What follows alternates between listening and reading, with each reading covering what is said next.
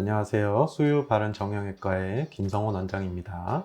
오래 앉아있는 일이 많은 현대인들에게 허리 디스크는 흔한 질환이 되었는데요.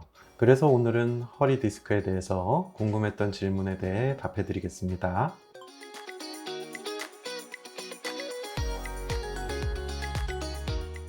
허리는 척추뼈들로 구성된 관절입니다. 척추뼈 마디마디 사이에는 디스크가 있습니다. 최근에는 디스크를 하나의 관절 형태로도 생각하게 되었습니다. 건강한 디스크는 특유의 탄력으로 충격을 흡수합니다. 하지만 시간이 지나면서 디스크의 퇴행성 변화가 일어나면 디스크가 점점 수분 함량이 줄어들면서 딱딱해지게 됩니다. 이렇게 디스크가 딱딱해지면 뒤로 튀어나와 신경을 자극하게 됩니다. 이를 의학용어로 추간판 탈출증이라고 합니다.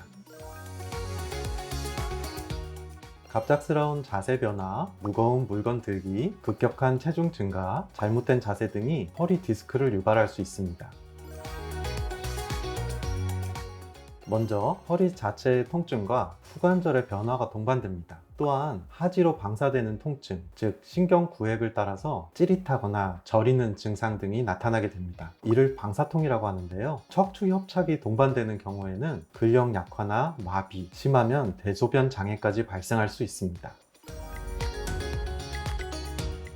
기본적으로 엑스레이를 찍어서 뼈의 정렬 상태와 관절 변화를 확인합니다. 이후 신체 검진이 이어지는데요. 신체 검진이 병의 위치와 정도를 알 수 있다는 점에서 매우 중요합니다. 증상이 심각한 경우, 즉 극심한 통증이나 운동신경 변화, 대소변 문제가 발생했다면 MRI 검사를 통해서 보다 정밀하게 알아볼 필요가 있습니다.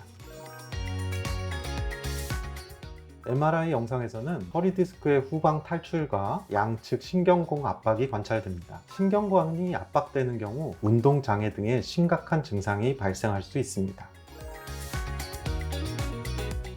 먼저 비수술적 치료를 시도합니다. 주사치료, 물리치료, 도수치료, 약물치료 등이 이에 해당합니다. 연구에 따르면 80% 이상의 환자가 이러한 보존적 치료에 반응하며 대부분 한두 달 내에 증상이 호전됩니다. 또한 한 연구에 따르면 신경이 단순히 눌리거나 잡아당겨진다고 통증이 생기는 것이 아니라 이것에 의해서 염증이 동반되어야 통증을 느끼기 시작합니다. 따라서 초기에는 신경 염증을 조절하는 주사치료가 염증 완화와 통증 완화에 매우 효과적입니다. 수개월 동안 보존적 치료에 반응하지 않는 경우에는 내시경적 치료나 절개술 같은 수술적 치료를 고려하게 됩니다.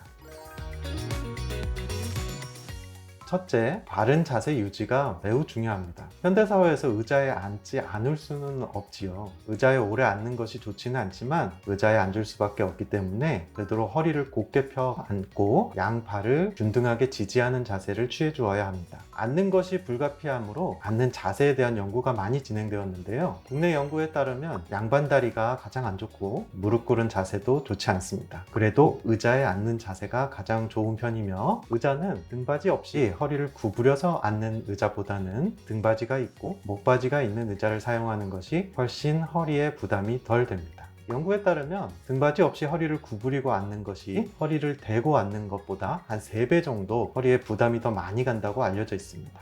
셋째, 허리 강화 운동이 필요합니다. 등 근육을 강화하기 위해서 엎드린 자세에서 허리를 들어 올리거나 누워서 허리를 들어 올리는 운동을 해주세요. 넷째, 체중 관리도 중요합니다. 현대인의 비만이 추간판 탈출증의 주요 위험 요인이므로 체중을 잘 관리해 주시는 것이 중요합니다. 마지막으로 허리 통증이 심한 급성기에는 무리한 운동을 금지하시고 휴식과 스트레칭을 취해주세요. 오늘은 허리 디스크에 관해서 이야기를 해봤는데요. 현대인을 괴롭히는 허리 디스크, 수유 바른 정형외과의 꾸준한 관리로 근본적인 문제를 해결해 보시기 바랍니다.